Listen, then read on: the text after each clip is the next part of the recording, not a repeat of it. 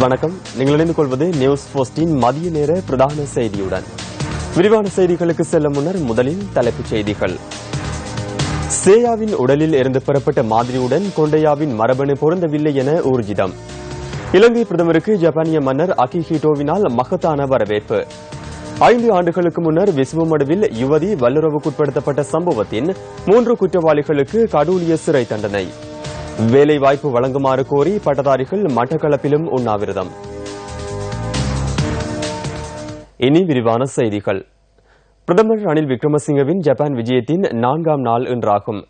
பிரதமர் இன்று காலை அந்நாட்டு மன்னரை சந்தித்தார்.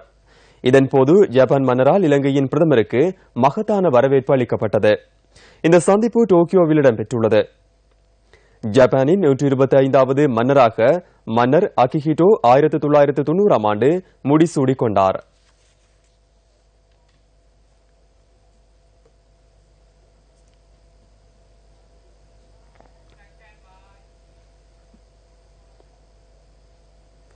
ஐந்தாம் ஆண்டு புலமை பரிசில் பரீட்சையில் 3 மாணவர்கள் அகில இலங்கை மட்டத்தில் முதலாம் இடத்தை பெற்றுக் கொண்டுள்ளனர். கம்பளை கங்கசிரிபுர வித்தியாலயத்தின் கவிந்த உனந்தன, மல்மடுவ மாக்கூர ஆரம்ப பாடசாலையின் கவிஷ்க வணிகசேகர மற்றும் உசாபிட்டிய ஸ்ரீ சுமங்கல ஆரம்ப பாடசாலையின் மெலனி விஜயசிங்க ஆகிய மாணவர்களே 196 புள்ளிகளை பெற்று தேசிய மட்டத்தில் முதலாம் இடத்தை பெற்றுக் கொண்டுள்ளனர்.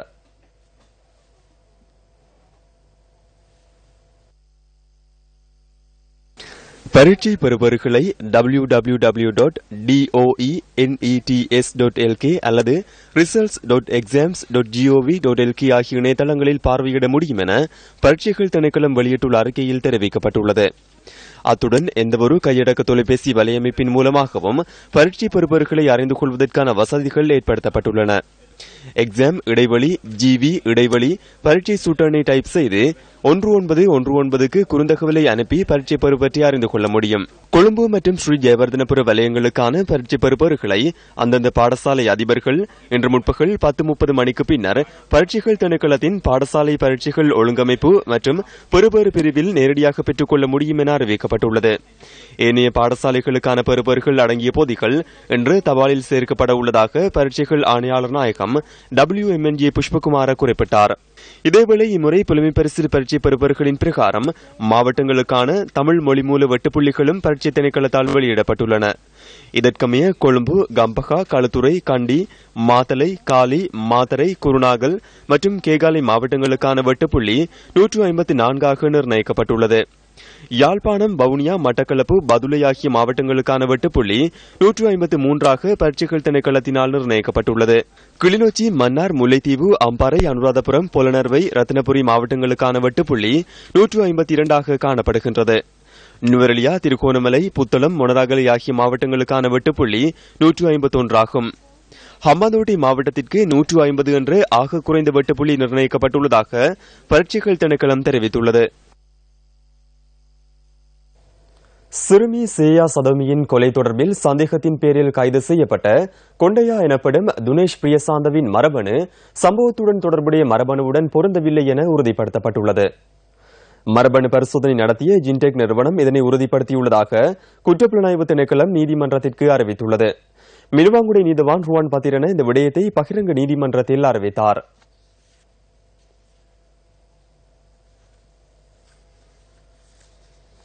கிளிநொச்சி விசுவமடு பகுதியில் யுவதியொருவர் பாலியல் வன்புணர்வுக்குட்படுத்தப்பட்ட சம்பவம் தொடர்பான வழக்கின் பிரதிவாதிகள் 3 யாழ் மேல் நீதிமன்றம் இன்று கடூழிய சிறை தண்டனை மற்றும் அபராதம் விதித்து தீர்ப்பு அளித்துள்ளது. 2010ஆம் ஆண்டின் ஜூலை மாதமளவில் விசுவமடு பகுதியில் 2 பிள்ளைகளின் தாயான 28 வயது யுவதியொருவரை பாலியல் வன்புணர்வுக்குட்படுத்திய குற்றச்சாட்டின் பேரில் 4 ராணுவ வீரர்களுக்கு எதிராக வழக்கு தாக்கல் செய்யப்பட்டிருந்தது. இந்த வழக்கின் பிரதிவாதிகளான 3 ராணுவ வீரர்கள் மீதான குற்றச்சாட்டுகள் சந்தேகத்திற்கு இடமின்றி நிரூபணமானதை அடுத்து யாழ் மேல் நீதிமன்ற நீதிபதி மா இளஞ்செழியன் குற்றவாளிகளுக்கு தண்டனைகளை அறிவித்தார்.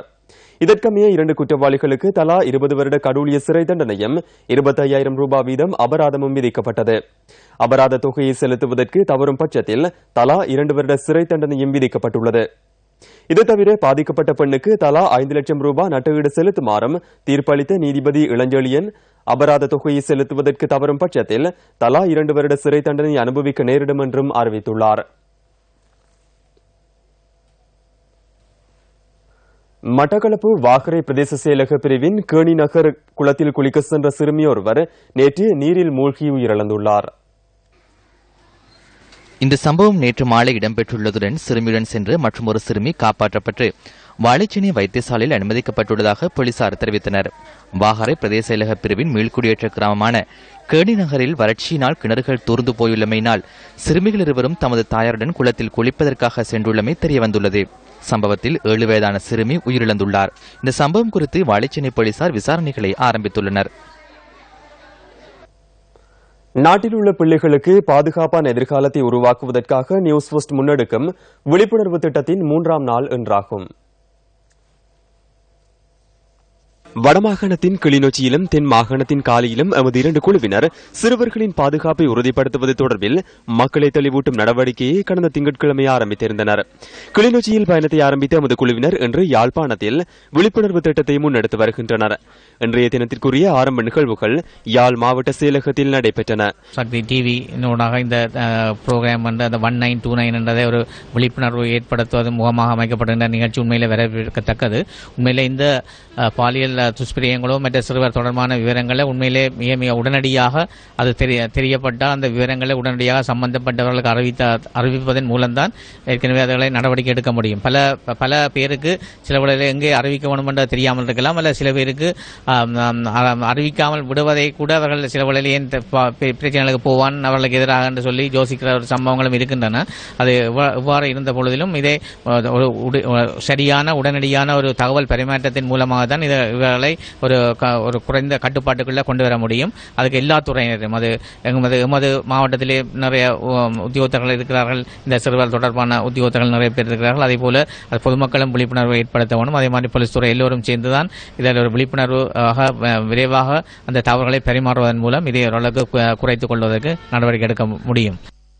இன்றைய சிறார்களுக்கு வளமானதோர் எதிர்காலத்தை ஏற்படுத்தி கொடுக்கும் முகமாக நியூஸ் ஃபர்ஸ்டினால் ஏற்பாடு செய்யப்பட்டுள்ள பிள்ளைகளுக்காக தெளிவூட்டல் நிகழ்ச்சியானது இன்றைய தினம் யாழ் மாவட்டத்தில் ஆரம்பிக்கப்பட்டிருக்கின்றது. அந்த வகையில் இன்று காலை 9 மணியளவில் யாழ் மாவட்ட செயலகத்தில் மாவட்ட அரசாங்க அதிபர் நாகலிங்கம் வேதநாயகத்தின் தலைமையில் எங்களுடைய இன்றைய தெளிவூட்டல் நிகழ்ச்சிகள் ஆரம்பிக்கப்பட்டது. இதனைத் தொடர்ந்து யாழ் நகர் மத்தியிலும் அதனைத் தொடர்ந்து சங்கானை, சாவகச்சேரி, குருநகர் உள்ளிட்ட பிரதான நகரங்களில் எங்களுடைய இந்த தெளிவூட்டல் நிகழ்ச்சி முன்னெடுக்கப்பட இருக்கின்றது. ஆகவே எங்களுடைய அன்பார்ந்த சொந்தங்கள் அனைவருக்கும் இந்த வேளையில் அன்போடு அழைப்பு விடுக்கின்றோம். வேலைப்பளுமிக்க நேரத்திலும் உங்களுடைய பிள்ளைகளுக்காக அவர்களுடைய எதிர்காலத்திற்காக ஒரு சில நிமிடங்களை ஒதுக்கி அவர்களுடைய எதிர்காலத்தை வளப்படுத்துமாறு அன்போடு கேட்டுக்கொள்கின்றோம். தொடர்ந்தும் இது தொடர்பான தகவல்களை வழங்குவதற்கு நியூஸ் ஃபர்ஸ்ட் குழாமினர் தயாராக இருக்கின்றோம். நியூஸ் ஃபர்ஸ்ட் செய்திகளுக்காக யாழ் மாவட்ட செயலக வளாகத்திலிருந்து ராசலிங்கம் ரவிரகு. யாழ்ப்பாணம் கொட்டடி பகுதியில் சிறுவர் துஷ்பிரயோகம் தொடர்பில் வீட்டுக்கு வீடு சென்று விழிப்புணர்வூட்டும் நடவடிக்கை இன்று நண்பகல் முன்னெடுக்கப்பட்டது.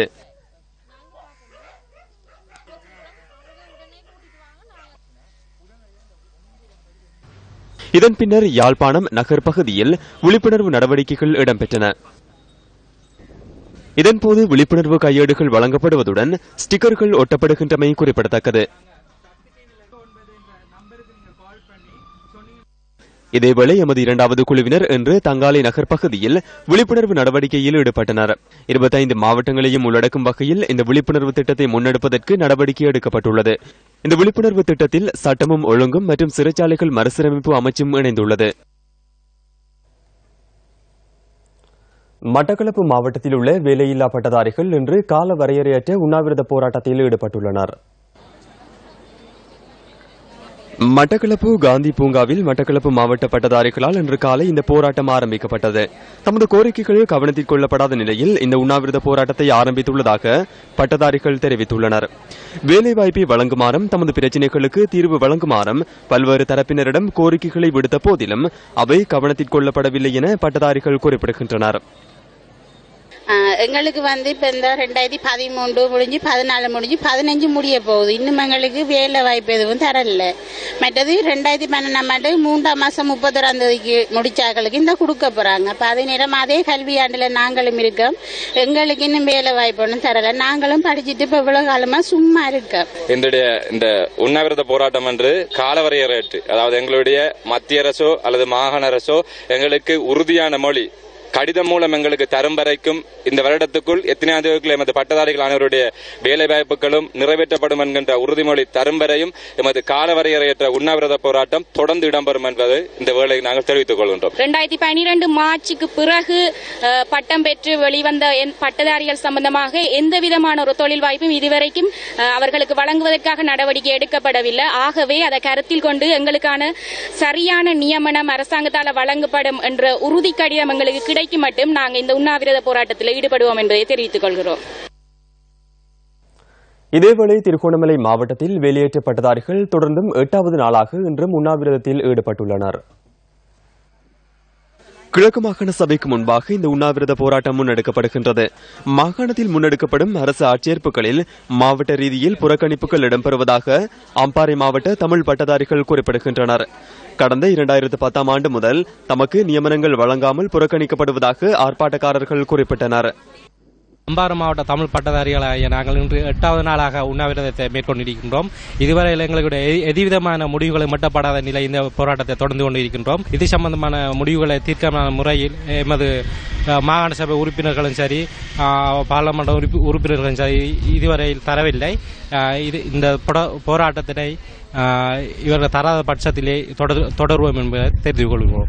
மழை வெயில் என்றும் பாராது பெண்கள், முக்கியமாக கர்ப்பிணி தாய்மார்கள், பெண்கள் கடும் கஷ்டத்துக்கு மத்தியிலும் இரவு நேரங்களில் இங்கே வந்து தூங்கி கடும் அவதிப்பட்டு எந்தவித வசதிகளும் இல்லாமல் கடுமையாக கஷ்டப்படுகின்றனர். பாதுகாப்பான மின்சார பாவனையை ஊக்குவிக்கும் வகையில் வடக்கு மற்றும் கிழக்கு மாகாணங்களில் பொது பயன்பாட்டு ஆணைக்குழுவினால் விழிப்புணர்வு திட்டம் ஒன்று முன்னெடுக்கப்படுகின்றது. இதற்குமைய வடக்கின் வவுனியா, யாழ்ப்பாணம், மன்னார், கிளிநொச்சி மாவட்டங்களிலும் கிழக்கு மாகாணத்தின் மட்டக்களப்பு மற்றும் திருகோணமலை மாவட்டங்களிலும் இந்த விழிப்புணர்வு முன்னெடுக்கப்படுகின்றது. இதன் முதற்கட்ட விழிப்புணர்வு நடவடிக்கை இன்று திருகோணமலை RKM இந்து கல்லூரியில் நடைபெற்றது. பாதுகாப்பான மின்சார பாவனை மூலம் மின்சார தாக்கத்தினால் ஏற்படும் உயிரிழப்புகள் மற்றும் அனர்த்தங்களை தவிர்ப்பது இந்த விழிப்புணர்வின் நோக்கமாகும். இலங்கை மின்சார சபை பொது பாவனை ஆணைக்குழுவின் உறுப்பினர்கள், கல்லூரி அதிபர், மாணவர்கள் உள்ளிட்ட பலர் இதில் கலந்து கொண்டிருந்தமை குறிப்பிடத்தக்கது. இத்துடன் நியூஸ் போஸ்டின் மதிய நேர பிரதான செய்தி நிறைவு பெறுகின்றது. மீண்டும் சந்திக்கலாம் நியூஸ் போஸ்டின் 2:25 மணித்தியால செய்தியில். வணக்கம்.